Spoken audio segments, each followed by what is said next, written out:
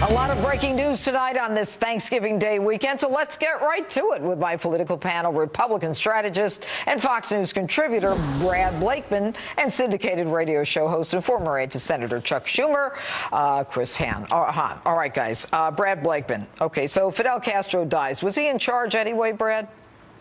No, Fidel wasn't in charge. He was ailing for some time. His brother's in charge, including a whole host of other relatives of the Castro family. Were they all communists too? Of course. Okay. Look, so what's going to change, Very little Brad? is going to change. What's very going to little change? is going to change. You know what? It remains to be seen, but I don't think much, because these guys have been hanging on to power for decades. They're not gratuitously going to give it up, and we need a strong president like Donald Trump to not give away the store, especially in our own hemisphere, and revisit some of these awful executive orders that the president has done in order to cozy up to dictators. Okay, so why did the president need to cozy up to the dictators, Chris? Oh, I don't think he needed to cozy up to the dictator. Well, what did he get out of it? And let me just point one thing out. What Dave Avella said in the last block: Democrats were not happy about Fidel Castro's reign. We're very happy to see him gone, and we want to see more people gone from that President Barack Obama didn't sound that way. He said he wouldn't even criticize the guy. Well, the overwhelming majority of the business community wants to see Cuba opened up to commerce in this hemisphere, so they have another place to do business, another place to trade. This actually gives President-elect Trump an opportunity to kind of walk back some of the things he said during the campaign. We'll see how that happens. Walk back? Maybe President Barack Obama ought to walk back what he said about letting history decide how we're going to see.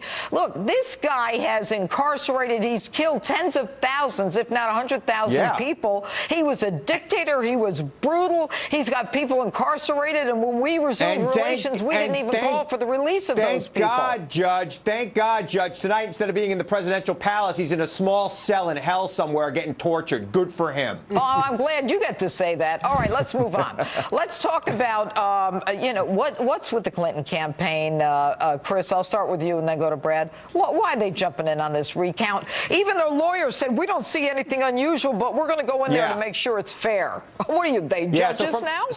So from the people I talked to close to the campaign said that, look, I think they're there mostly to put a check on Jill Stein to make sure she doesn't cause a constitutional crisis. There's not a lot of trust from mainstream Democrats for Jill Stein. So I don't think the Clinton campaign's in there for any dubious purpose. I think they're there to kind of make sure that the process moves smoothly and it gets over with quickly. We know, everyone knows, it's going to be very hard for her to make up the margin in Pennsylvania, even if she makes up the margin in Michigan and in Wisconsin. So we want to make sure we avoid any crisis here. So, Brad, if I understand what Chris is saying is the Clinton campaign doesn't really trust this 1%er Jill Stein, so they're going to go back on her word when she says, let's give Donald Trump a chance and look toward the future. So they're going to go in there and judge it all. You know what I think?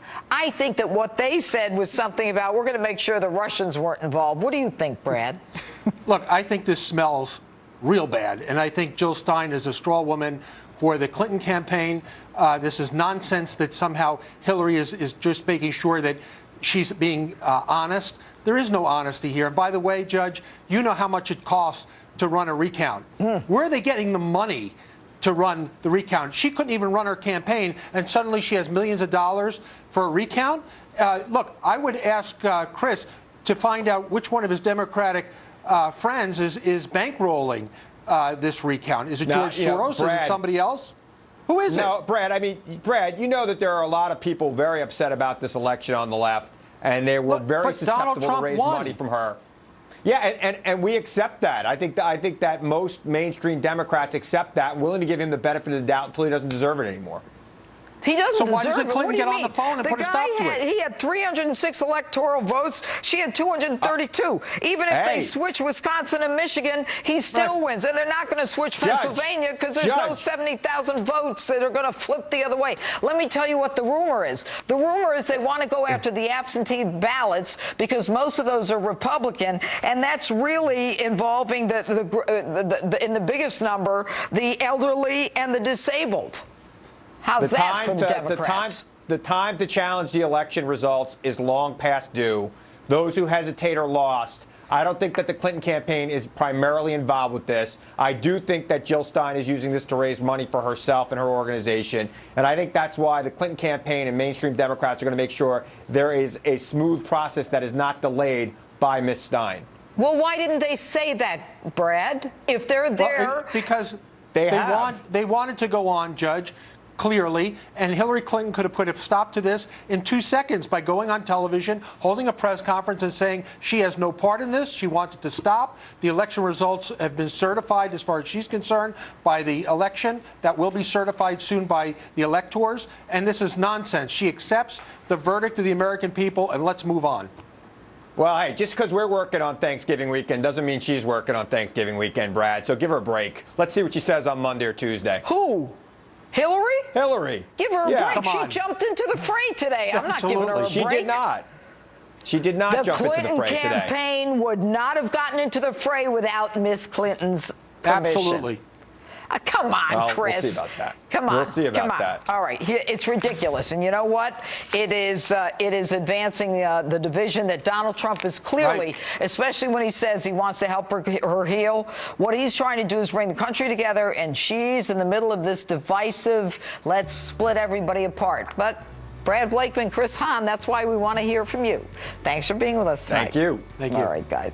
I'll look back at Donald Trump's historic campaign coming up. Plus, I get a prominent millennials take on President-elect Donald Trump and the transition so far.